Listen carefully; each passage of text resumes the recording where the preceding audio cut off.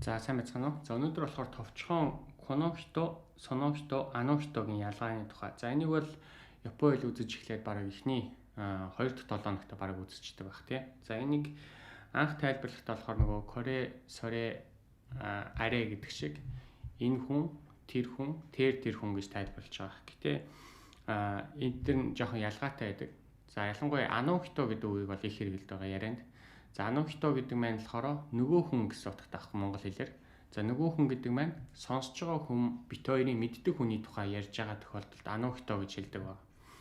За сонохито гэдээ би ярьж байгаа тохиолдолд болохоор миний яриаг сонсож байгаа хүн тэр хүний тухай мэдхгүй анх удаа миний яриагаар дамжуулж мэдгэж байгаа гэсэн.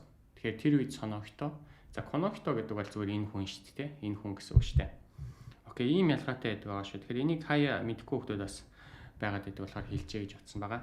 Окей, за энэ удаагийн дугаар ингээд дуусчихин. Дараагийн дугаараар уулзлаа баяртай.